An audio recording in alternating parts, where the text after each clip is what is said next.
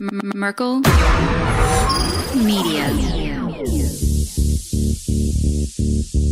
What does the goddamn line say, Tony?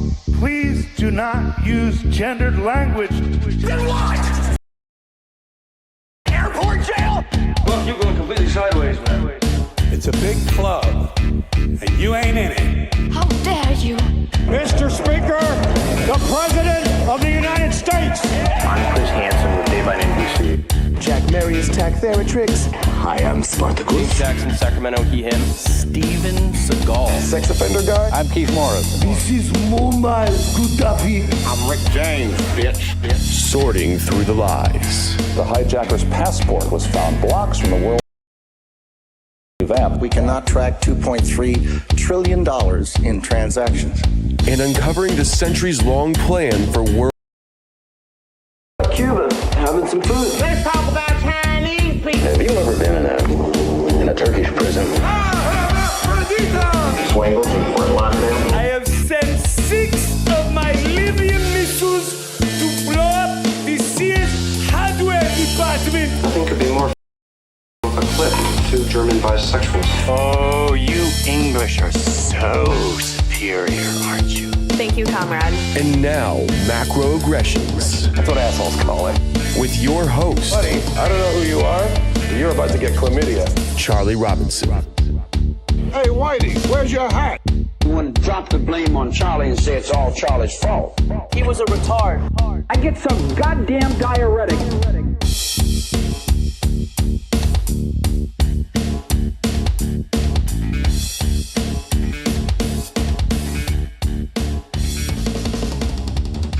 Welcome to Macroaggressions. I'm your host, Charlie Robinson. If you are watching us on Iconic, Rockfin, Odyssey, YouTube, or now Band.video, oh no, look out. Or you're listening wherever podcasts are served. Thank you so much for your attention. We certainly do appreciate it. We couldn't do it without the amazing support of our sponsors. Healin 951 has been the newest sponsor to the show. They are making something that is fermented soy drink, which first time you hear that, you go, wait a second, I'm not quite sure about this. And then what you should do is then read up on it. And what you'll find, the common denominator with this stuff is that the people that are going through, oh boy, and how can I say this without getting us all in trouble? But let me phrase it this way. The people that have for some reason taken a liking to this sort of fermented soy beverage.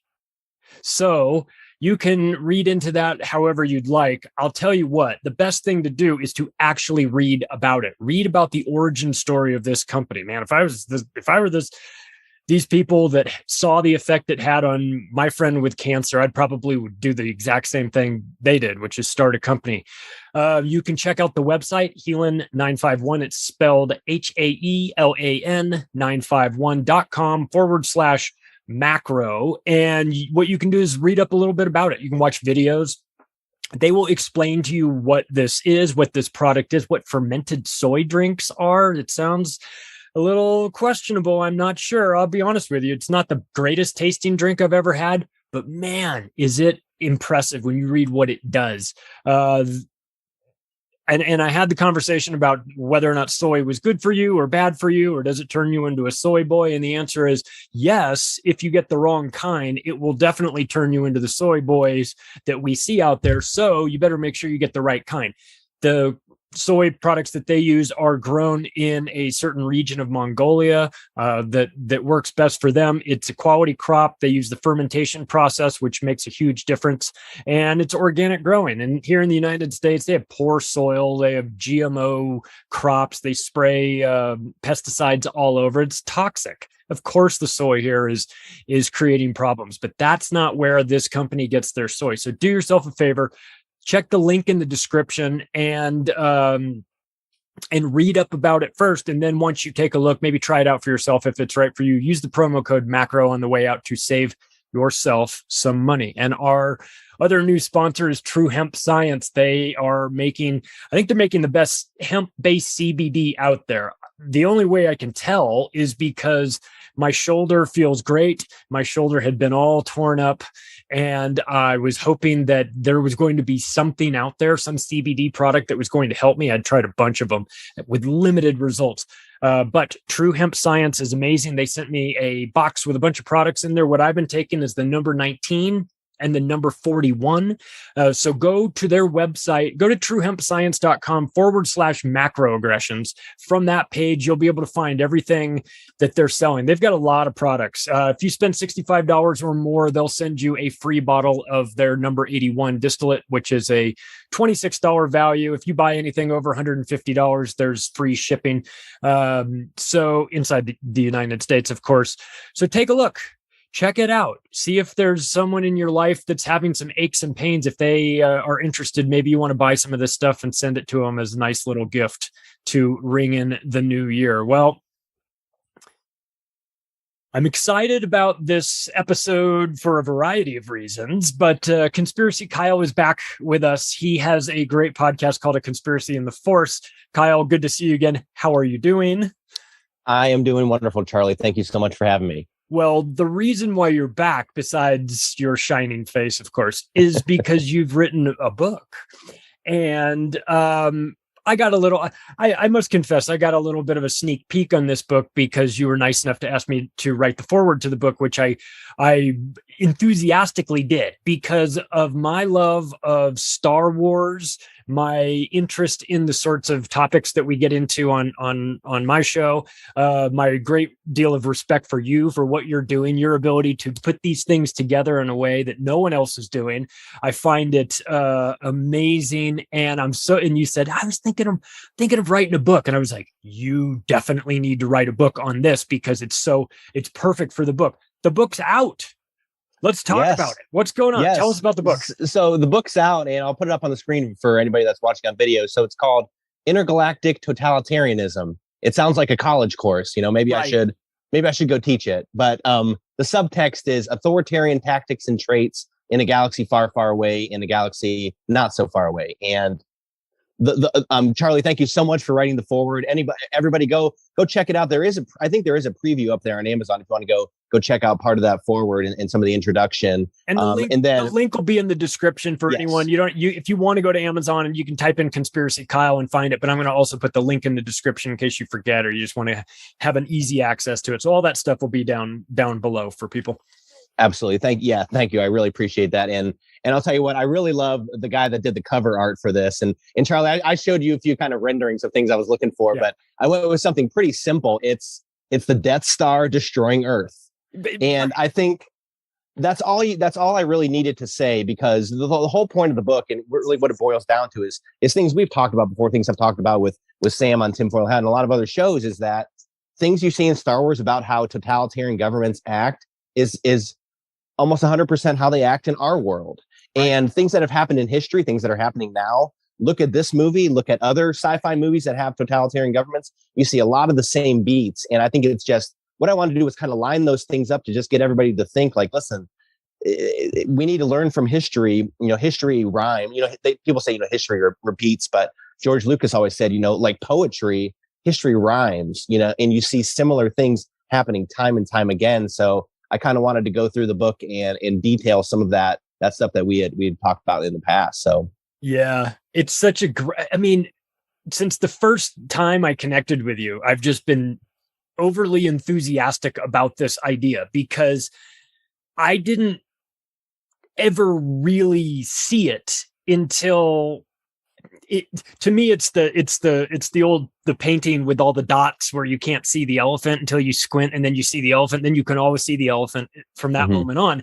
When it came to Star Wars movies, I loved them. Obviously, I love the science fiction component as a kid, but then you get older and you get a different version of it. You get this sort of thing that Pixar is really great at, which is having two storylines running simultaneously. One that's kind of on a lower level for the kids, one that's on a higher level for the adults. And they'll laugh at, there'll be a joke and it'll be the punchline, and the kids are laughing for one reason, the adults are laughing for another reason. And that's a real talent.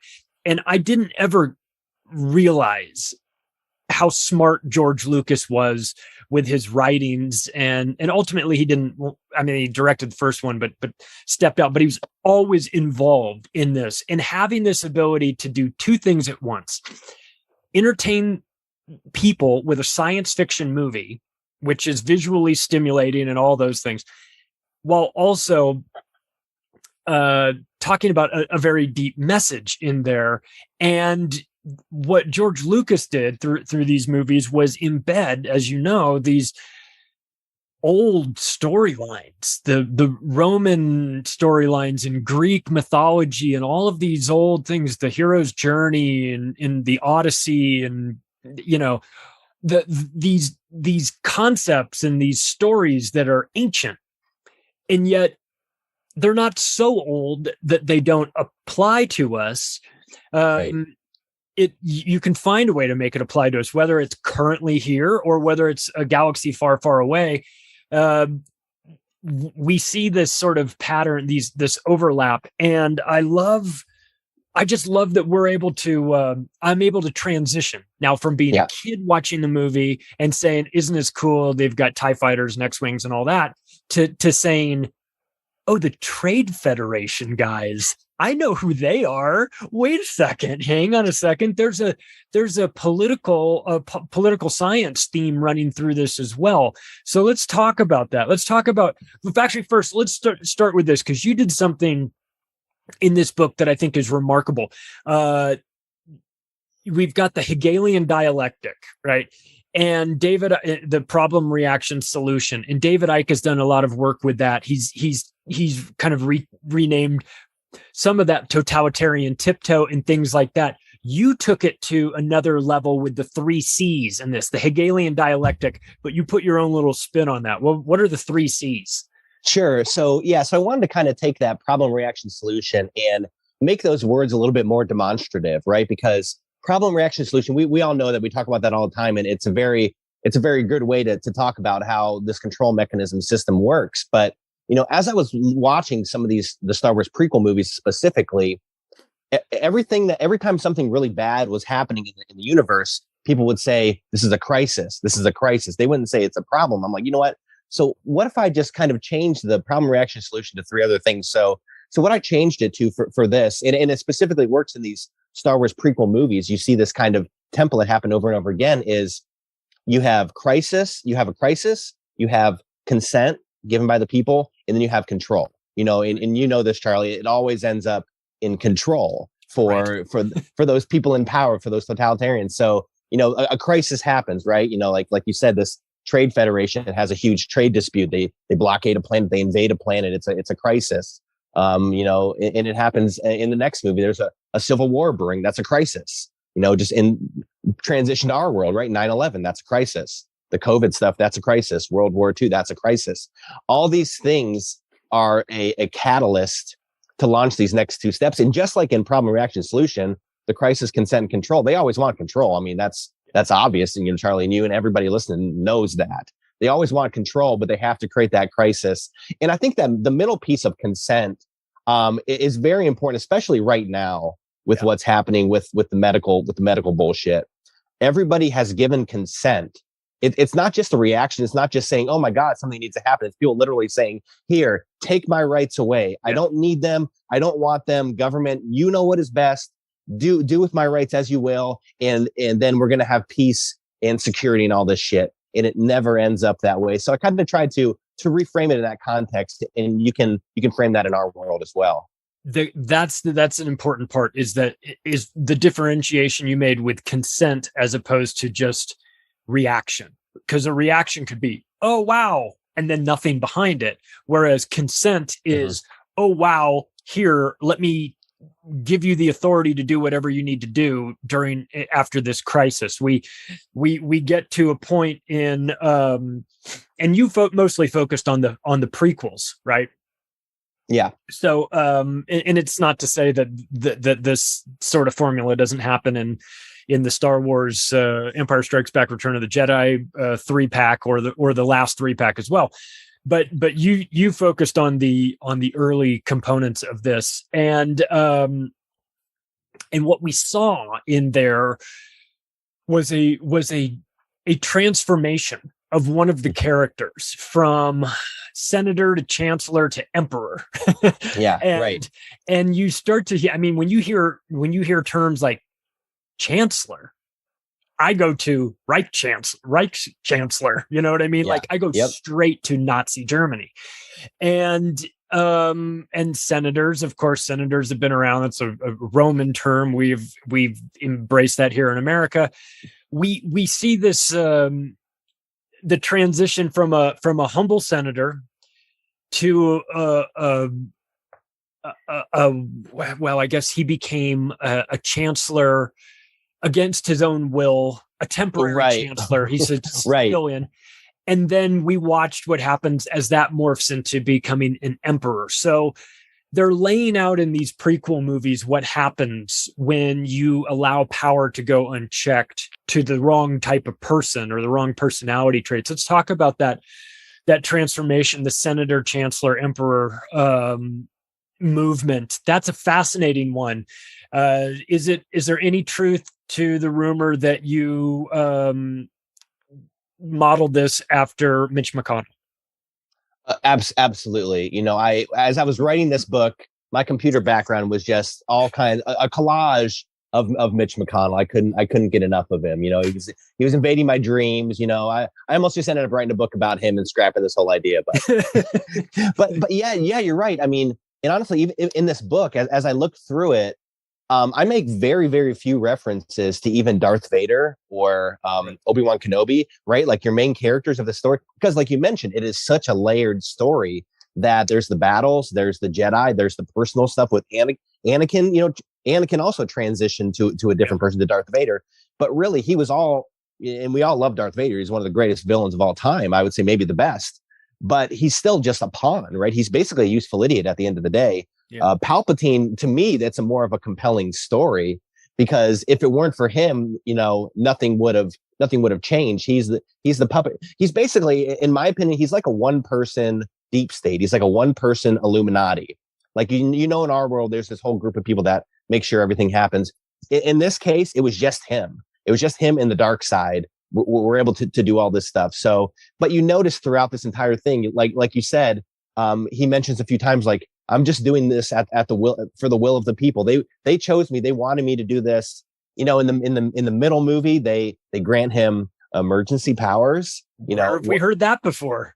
Once again, against his will. And then he plainly says, and when you watch the movie, you crack up when you hear this. He literally says, you know, I promise I will give these powers up when the crisis is over. Yeah. You have my word on that. Yeah. And he looks very sincere. And you just look at that and you go, he's such a politician. Just know, if you know anything. I mean, if you're a kid watching it, maybe you don't know any better, but if you're an adult watching it, you know, he's never giving those powers back. Never. And he's never giving them up for one of two reasons. For one, he will make that current crisis go on, or he will create a new crisis. And that's why we talk about this crisis, consent, control, because he keeps doing this. They mention it. I read the novelizations of these movies to go on, which I encourage anybody, if they like Star Wars but don't really like the prequel movies, I would encourage people to go read the novelizations of those, because it gives a lot more color and background to a lot of the political stuff that goes on. But he kind of forgot where I was going with that. That's right. He basically and even I would say even the Jedi, you know, one of the important things that I talk about in the book is that not only are totalitarian regimes started by terrible people, but they also are allowed to exist because people do nothing to stop it. Right. You know, you have the Jedi, you have Yoda, Obi-Wan Kenobi, Mace Windu, all these really powerful people who are supposed to be like these monk-like heroes, meditating, studying, understanding what's really going on, but they were as manipulated as anyone else. And at the end of the day, they were all but two of them were dead, and the ones that survived spent 20 years in exile, basically scratching their heads like, what the hell went wrong? Like, why did we not see this happening? So it's one of the points of the book is that you have to understand, like you mentioned about David Icke, the totalitarian tiptoe. You have to understand when you start hearing politicians saying these things, like, we're just doing this to keep you safe. Listen, this is for your own good. when you hear that stuff, immediately run the other direction, right? Because it is never for your benefit, even if you think it is. So even the people playing along with everything that's happening, especially right now, I think they're going to have a rude awakening when, if unfortunately, if the world does have a humongous changeover of a, one world government, what have you, the people that have been playing along with this are going to be treated just like the people who were fighting against it. Great. And that's another very sad thing about it as well, is that there's a side of people who know something bad is happening and don't do anything, and people who go along with it thinking that it's the right thing. In the end, both of those groups of people end up getting wiped out. And you see it in these movies, you see it in our world, especially, and you had brought this up to me before about, the brown shirts, right? Right. Yeah. In World War II, they thought they had picked the side. They'd pick Hitler's side, and because they recognized this was where the power was flowing, and they did the bidding of the early administration, and were rewarded by being slaughtered by the SS, and without ever seeing it coming. And the reason why they didn't see it coming was they didn't realize the game. They didn't know the game. And Lucas and the writers, the people that are involved in the making of this Star Wars universe, they clearly know the game. They understand how it's played. There's that scene where they grant the emergency powers to Palpatine, and there's that great line that she says, which is, "So this is how democracy dies," to thunderous applause. And it strikes me as kind of where we are right now, in a sense. You see or at least the summer of 2020, you would see all the people out there banging pots and pans on their balconies for clap for NHS at 8:00 in the UK or in Europe and everything. People out there. So it's like, oh, so this is how totalitarianism is formed, to thunderous applause by the dumbed down masses that think they're on the right side. They think they're helping. They're probably good people. They are good people. They want what's best, but they're being manipulated. And we see that this manipulation, it's not limited to, it's not just movies. It happens in real life. And I'm curious about, I'm just curious about what else you found in the way of some sort of themes with the Star Wars world that matched up with what we've been going through with the COVID one. One of the things that you talked about is the language surrounding it. Was there more than just language? I mean, it had to have been some sort of actions or decrees or temporary measures, or it's all for your safety or something. It seemed like there was a bit of overlap between the things that the Emperor would say and things that Emperor Fauci said.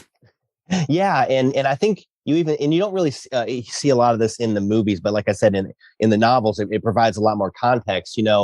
As you get into the third movie, Revenge of the Sith, there's been this 3-4 year war going on, right? So this war has been happening in the galaxy, back and forth, and Palpatine's manipulating both sides. It was never meant to end. Just like what's going on right now. Maybe it's never meant to end. It's just meant to disorient and disable everything that's going on. And what you find out is happening is that they have this thing called the HoloNet. So it's just basically like our TV, right? Our news channels, etc. And this is very interesting. They pump messages out to the public stating that the Republic, who's like the government of the time, the Republic is losing the war. They continue to tell the people that the Republic is losing the war to the Separatists, but that's not the case. At any point, Palpatine can wave his wand and stop the war. He can stop the droid army on the other side and just end it, because he controls that side too. But people are put in a place of fear, right? They're put in a place of fear, of uncertainty. They're willing to do whatever is needed to be done. There's even this capital city is locked down. It's physically locked down. People are not allowed to go anywhere. I mean, I'm like, come on, is this from 2020? This is Planet Wuhan. Yeah, is this 2005? And this is crazy. But so you see all that stuff happening, and then once this war kind of miraculously ends, then Palpatine decrees that, hey, guess what? Well, that's over. But guess what? Now the Jedi are the enemies. And, people are accustomed to this lifestyle of war and war and war. And now it's switched from this separatist army to being the bad guys to the Jedi being the armies. So you can kind of think, now that we're talking about this, you can kind of think about that as all these different this is the new variant. Oh no, that doesn't matter anymore. No, this is the new thing we need to worry about. No, that's not ISIS K, right? It's like, right. No, you can't wear a cloth mask anymore. That obviously why would you be wearing that, you freaking idiot? Wear this. So he continues to keep changing the game, but because people are accustomed to the game, they keep playing along and they cheer on. Unfortunately, they cheer on the slaughter of the Jedi at the end of that movie because they've been accustomed and brainwashed to what they've been fed this whole time. Yeah. We see that a lot here with our current situation. We get promised one thing and delivered something totally different. And the people continue to go along with it. We see the boogeyman change. In America, from September 11th, 2001 on, they quite rightly calculated that America needs a good boogeyman in order to manipulate the people to get in line to do things that would rightly be against their own best interests, like giving up their rights in the Patriot Act or going and invading countries that had nothing to do with you and things like that. So they've found that a boogeyman works. But there's only so long you can use that one where it's got to come to an end. It's got to change. You got to keep the fear fresh. People can normalize. People are adaptable. They can get used to all kinds of crazy things like bombs falling on them for years and years and years. They can normalize that. So you've always got to have that new invisible enemy. So it's funny that you mentioned that because you've got this. In the books and movies, you've got this droid army, clone army, battling, and yet it's being manipulated by both sides. And like you said, once that war ends, then it's the Jedi are now the problem. So it's like once terrorism isn't the big thing in America anymore, it's the new invisible enemy. It's a virus that's around the corner, i.e. the Jedi that we have to worry. They're coming to get you. They might be here. You've got to be suspicious of them. But I'll tell you one thing, we're going to need a little bit more. We're going to need you to give up your rights. We're going to need you to get in line. We're going to need you to allow your planet to be mined for some substance or whatever, because if you don't, then we're all going to get invaded and die. So it's a tactic that's it's quite devious. It's quite brilliant in a horrible megalomaniacal sort of way, but the idea of somebody owning both sides of the fight, and maintaining the fight because it's not meant to end, it's meant to be continuous. And using the stress of that to wear down your enemy, wear down your people, wear down their will, drain them of their resources. You have to be a real devious piece of shit to think like this. And one of his, I think, main purposes is what we talked about a little bit earlier, is wearing down the Jedi, right? Because the Jedi, in my opinion, the Jedi, I can always consider them as like an intermediary between the people and like the government, right? They're basically your firepower. They're the ones protecting the people. So if you can get rid of that layer, you can inflict anything you want on these people. So I make a few allusions in the book to like a gun control type mechanism to try to get rid of these Jedi, because if you can get rid of them, if you kind of find a way to demonize that, boom, then you can do whatever you want, inflict any number of horrors. And the interesting part is that, and this is something I didn't pick up on until maybe a few years ago,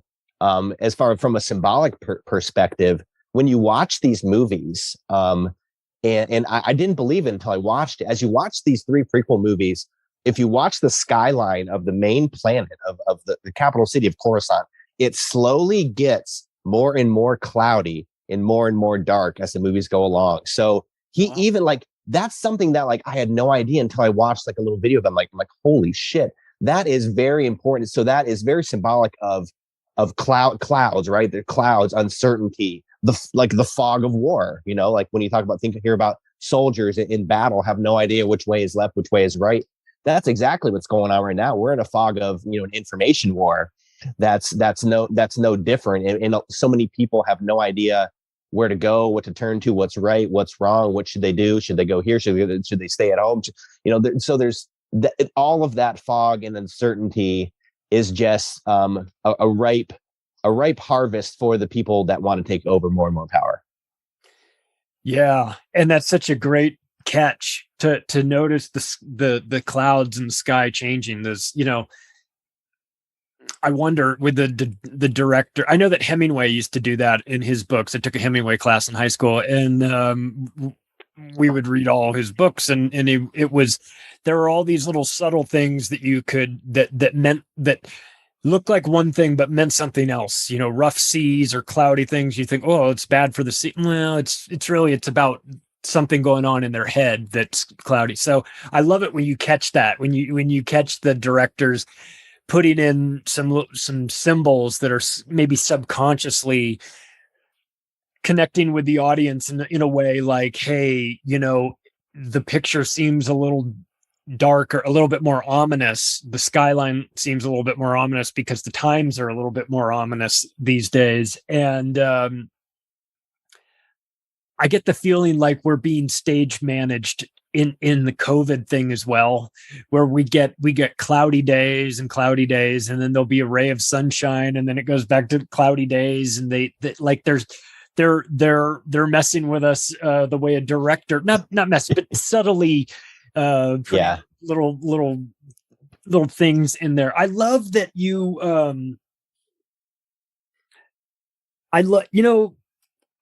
the authoritarianism is like the main theme of the book, right? It's sort of like it runs through this, but the traits of authoritarians that you see in these people, and not all of the characters have all of the traits, but you see them running through a lot of these characters, man. It makes me feel like Lucas or whoever, the directors of the prequels and everything. It makes me think that like they would probably never admit to this, but during the casting process, they probably had a guy in mind, and they're like, I'm looking for a character that looks like this asshole, this guy. I'm looking for a character that looks just like Mitch McConnell. I don't know why I'm picking on Mitch McConnell today. And some guy's gonna walk in, look enough like him, and go, that the fucking look on that guy's face I just don't like. So I wonder about in these movies with these authoritarians, man. I wonder if they cast these characters, or if they wrote these storylines based on actual people that they. I mean, obviously there's Hitler references and Stalin running through all of like this especially like Star Wars or anything like that. When you see him, like that idea, but like. I wonder who did you ever pick up or notice that there were any of these characters you ever got the feeling they were like based off of someone that we would recognize?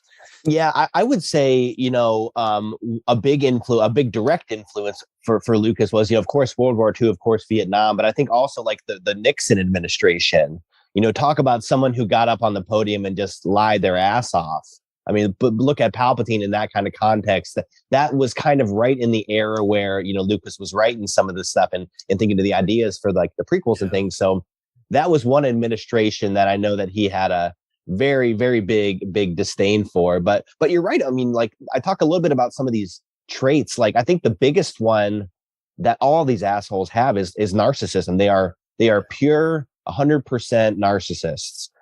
And until you like understand, like it's a word I've always known, but I've really never understood what it really means. You hear it thrown out, but then as you look at the components of what it actually means, it makes a lot of sense. And it makes sense why, not that I'm excusing anybody's actions, everybody's accountable for their own actions, but you understand why people are the way they are.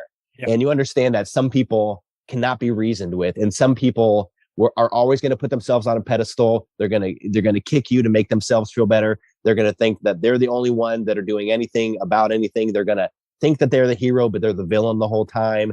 And that's Palpatine to a T. And like you said, Fauci, anybody else in our world, just look at all of these people. They are all extreme narcissists. They use exploitation. They use manipulation.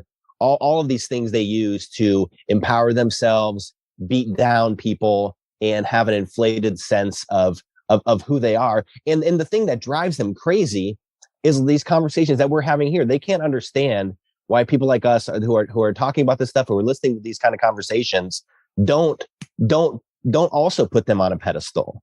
That drives them absolutely batshit crazy. And that's why you see so much of the crazy psychotic authoritarian tactics that we've been seeing recently. I mean, just look at what Trudeau has been saying, and the guy in France. These people who aren't vaccinated are basically not even citizens anymore. Like this and that. It's like, just because they're not choosing to believe what you're saying, which you're pathological liars. Why would they believe what you're saying? So narcissism, I think, is a very key trait that you see in Palpatine's single world leader. Yeah. And what was fascinating to watch was through the course of the prequels was the transformation of Anakin Skywalker into Darth Vader. Of course, it's one of the main themes that runs through, and it's one of the main storylines that goes through that. And at its core, it's someone is so desperate for control, in his case, to control that his wife won't die, but he's got to have that control. And it turns you insane. It turns you into a monster. The type of personality that would have to have that control is a type of personality that can't be reasoned with. And so once he makes that transition from that little kid who's in the speeder races, it becomes a much darker energy, and it all comes down to needing that control. And since I wrote a book about control, I'm always sort of, it brings me back to that. And it shows, I always think about how much horror has been unleashed on this world in the name of control. And the main character, Darth Vader, who became this legendary character, was made that way because of his desire to control everything, right? Yeah, and he and you see the irony in all of that, and he wanted this control. He knew he was more powerful than everybody else. He knew it, and internally, and it was true. They said his Jedi blood cell count was off the charts or whatever that shit was. But one of the fundamental things was he, at his core, he wanted to help save people from dying. That's the crazy part. He had visions of his mother dying. He wasn't able to save her. She died. He had visions of his wife dying, and he's like, listen, I'm not going to let that happen again. She's going to live. She's going to have she's pregnant. She's going to have these kids. Things are going to be great. So in order to try to save that person, he kills all the Jedi. So it's like you save one thing and kill 500 people. But in the end, he didn't even save her at all. She ended up dying, and Palpatine told him that, listen, you're the reason she's dead. So it's like the twisted irony in that is that you, just like we talked about the useful idiots, is that you go along with this thing because you think you got this reward. You think you got this reward at the end, but he didn't realize that he cannot have this relationship with his wife and this servitude to the dark side. They're exclusive things. You can't have your cake and eat it too. So one of those things had to go by the wayside, and it was the thing that he did all those things to get and maintain. There's so many lessons in this. There's so many lessons. I mean, I think that people can be dismissive of science fiction movies or they can be like, oh, it's just for geeks and everything. For sure. There's definitely that component of it. I started watching Star Wars movies when the first one came out when I was 5. So like, imagine being 5 years old, seeing Star Wars. It broke my brain, right? I thought it was great.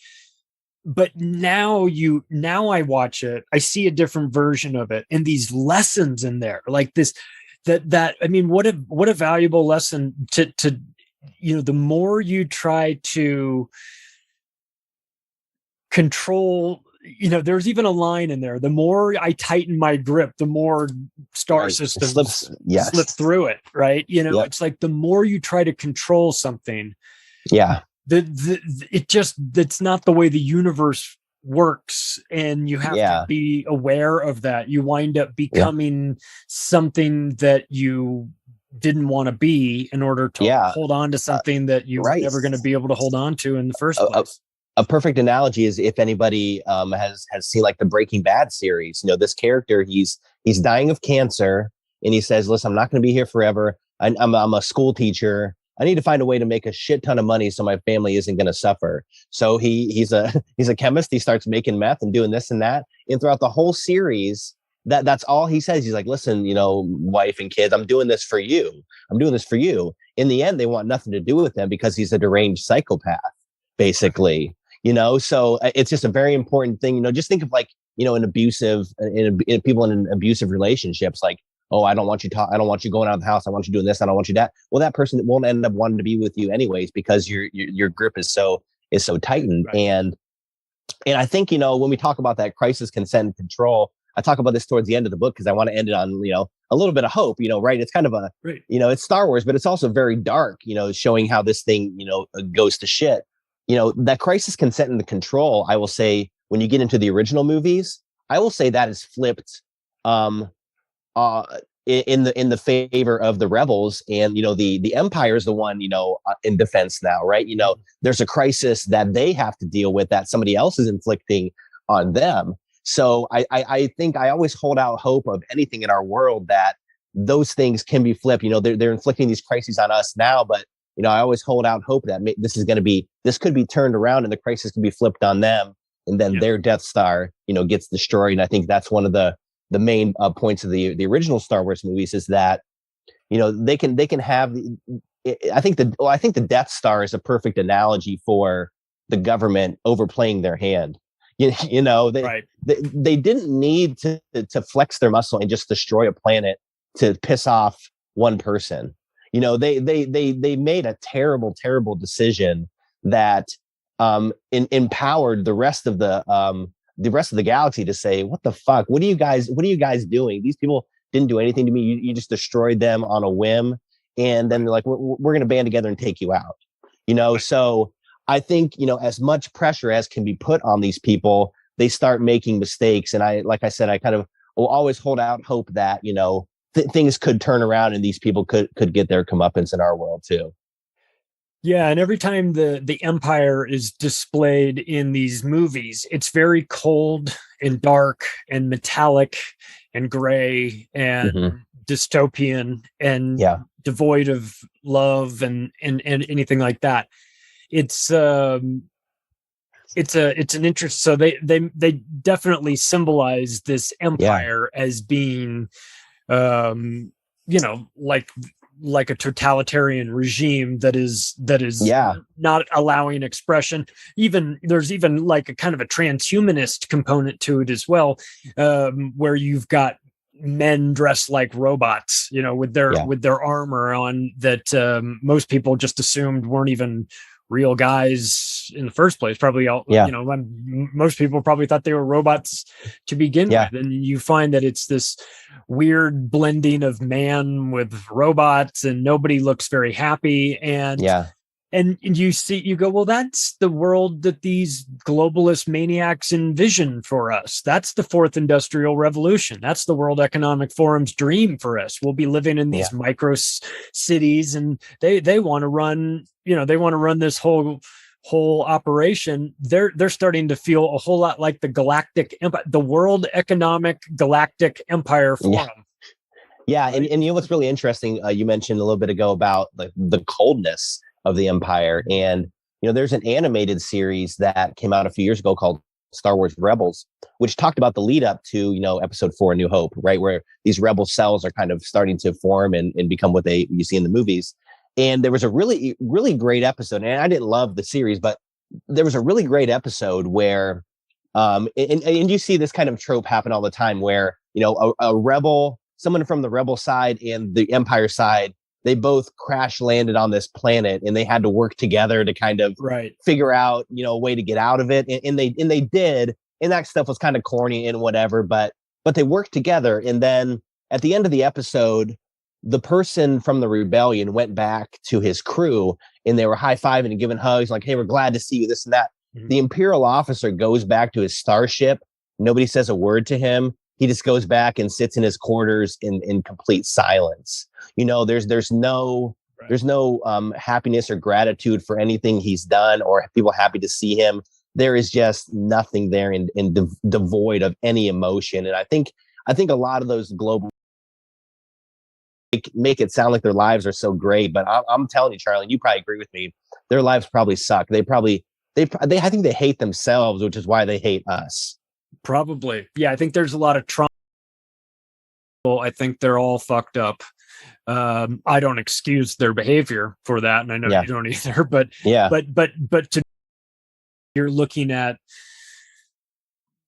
trauma-based mind control, people that come from bloodline families, people that come from families.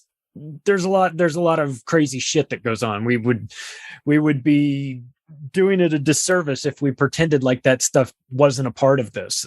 Now we can debate how much of a part it is, but we're definitely talking about some broken that are trying to run this planet. And it seems like some of the things that we see here in reality were also borrowed for the movies as well, like things like psychopaths moving up the ladder and being attracted to positions of power, be that trade federations or Jedi councils or wherever. We start to see this magnetism pulling in manipulative and psychopathic, sociopathic characters, which are if you're making movies and writing books, those are the characters you want because they're interesting. Unfortunately, we have them in real life running our businesses and running our governments and in charge of our policies. So I'm just wondering, I mean, I don't know who borrowed it from whom, I mean, it seems like psychopaths in positions of power is just kind of a known and accepted thing, even in the Galactic Empire or even in a galaxy far away. Yeah, I mean, everything you see on the screen, everything that any director puts, anything that any author puts in a book, they live and breathe in this world that we're in right here, Charlie. And, they like you mentioned earlier, like they see that one asshole like that. That's the guy that I want to portray in the movie, because that's the kind of psychopath that is ruining my life, and that's ruined countless other people's lives. And you sometimes can't differentiate the two. There's such a blend there of reality and science fiction. And, sometimes, I get a little off put when people consider Star Wars to be science fiction, because I personally, I consider, like you mentioned earlier, I consider it more in the vein of like, Greek, Egyptian, Roman mythology. It just so happens to take place in space. And that really, and people say like, oh, you if you like Star Wars, you must believe in the space and all this stuff. I mean, it's like, to me, that really anymore, that really has no significance to me. I'm looking at the underlying story. It could take place in a desert here. It could take place, down the street. There was a new Star Wars series that came out where it showed, a band of rebels, chasing after this hover train in the desert. I'm like, that's just like horses going on an old train robbery in the Old West. So right. It's just putting it in a different way. And the technology and stuff, that's kind of cool. Whatever, lightsabers, hyperspace, all this kind of stuff. It's cool, but really to me anymore, that's really not any part of the story. I mean, there's an underlying story that I think we need that should be focused on. And honestly, I kind of feel like there was some kind of conspiracy against the prequel movies that as we've been talking about, because like you mentioned, we've been talking about, like, I didn't catch a lot of this stuff on first viewings of these films. A lot of the stuff you hear about the prequels, if you just go out into the public and say like, hey, what do you think of the Star Wars prequels? They'll be like, oh, Jar Jar Binks, he was terrible. It was stupid. Right. The acting was terrible. The green screens, this and that. And again, I mean, they're valid criticisms, but I think that there may have been, and there's no way to prove this at all, but there may have been some mainstream push to like, listen, we have to give a scapegoat to this movie for people to talk about, because Lucas is hitting it too close to the mark here with where he's going with these stories. It's too close to things that have happened in the past and what we want to do in the future too. So, right. so God forbid people start digging into this kind of stuff, because and I think Lucas's saving grace was that to a certain extent, he kind of worked outside the Hollywood system. I mean, he had a lot of big Hollywood friends, but those prequel movies, he financed them all himself. He didn't get any dollars from anybody else. He put millions of dollars up to make those, which allowed him to put a lot of that stuff in there that you probably wouldn't have seen if it was a true Hollywood production. Now, I'm not saying that Lucas is immune to a lot of the terrible things that happen in Hollywood and those kind of people. He has a lot of friends that have done very terrible things. Steven Spielberg, look into his past. He's a terrible things. He's a monster. Yeah. So I'm not going to excuse any of that stuff, but I feel like he was able to have a little bit of a leash to put more in these stories than Hollywood really would have liked him to. He had his sound studio. He had his Skywalker Ranch. He was out of the system as much as you could be. He could do a lot of the stuff on his own. He had the toy licensing deals made him billions of dollars, and so he was not dependent on them for money. He had stupid money from so he could do whatever he wanted. It's an interesting idea about that being sort of the prequels being downplayed a little bit. I mean, like, yeah, he I think that's where I learned about the concept of false flags, was from George Lucas for these movies, where you see the idea of governments acting in a way that is where they say they're doing one thing for their people, but they're actually doing something else.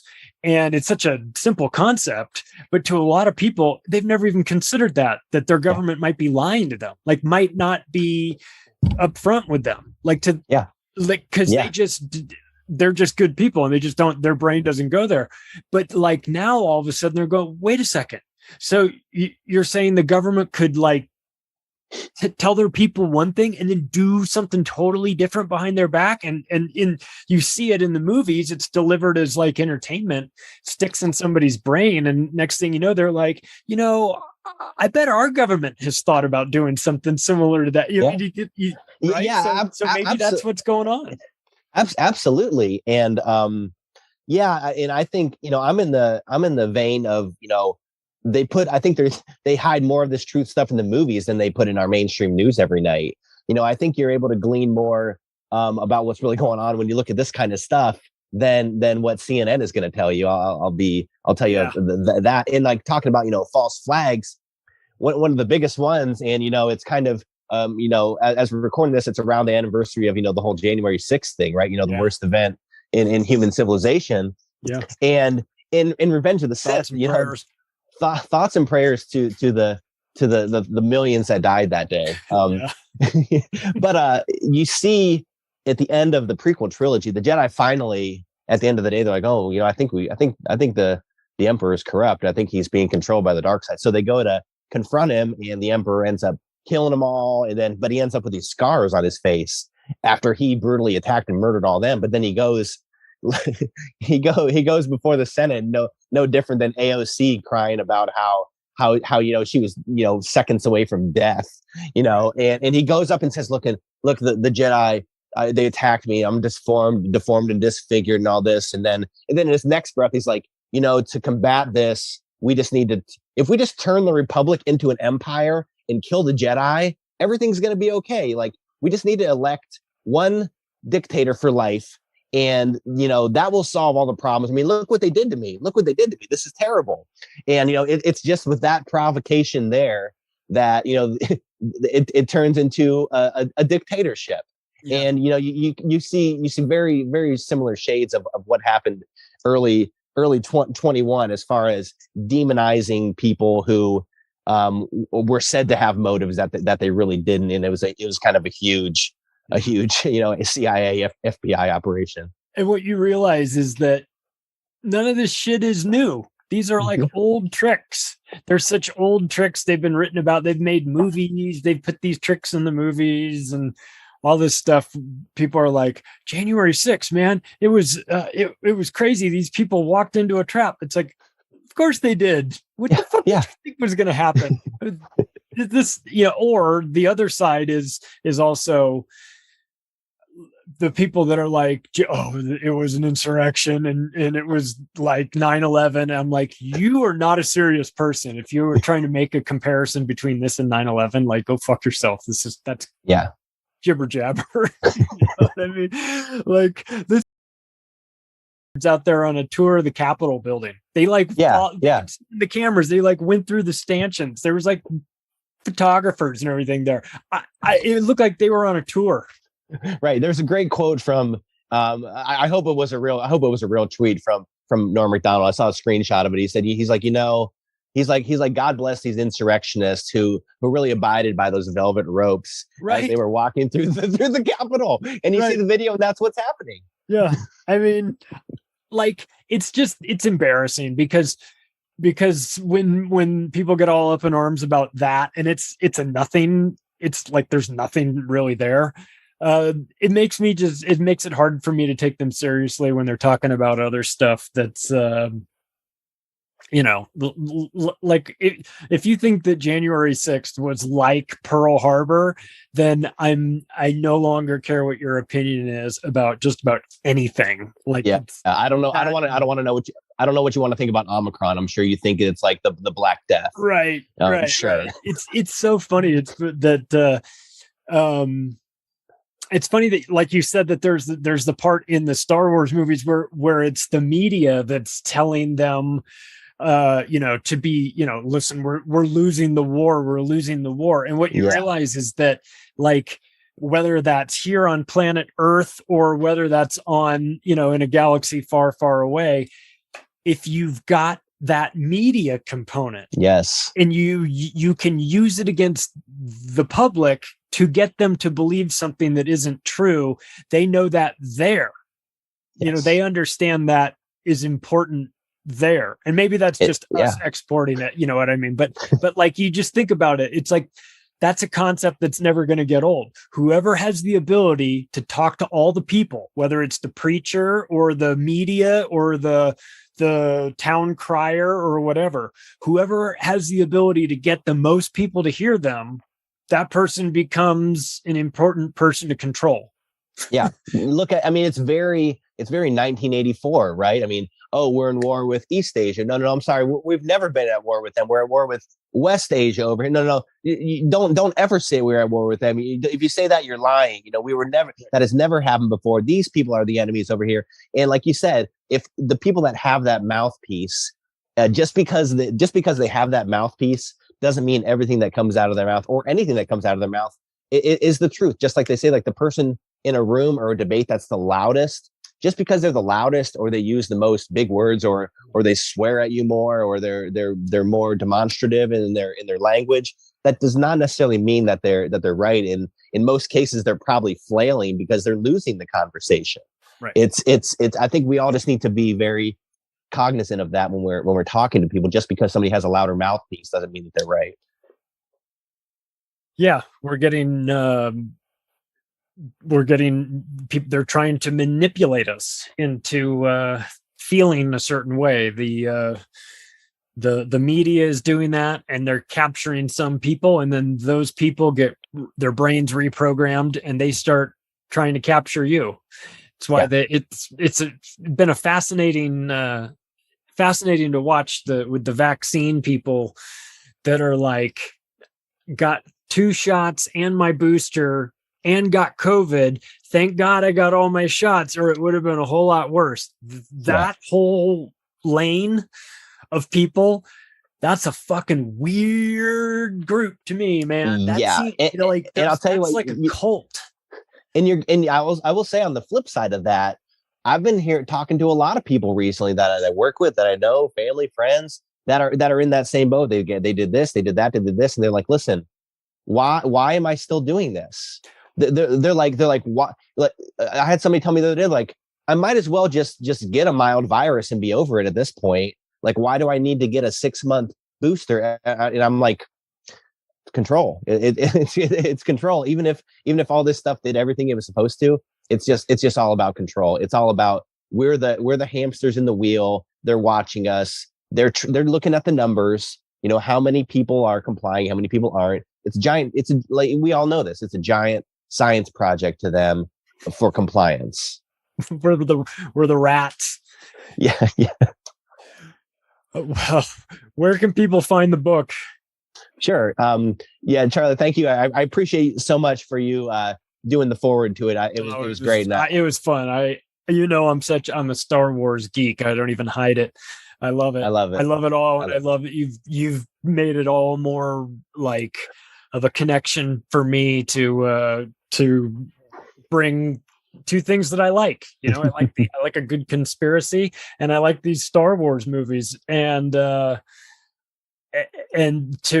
have the realization that they have a lot of, if it was a Venn diagram, there's a lot of overlap between the two things, has been fascinating for me. And your podcast, The Conspiracy and the Force, is fucking amazing.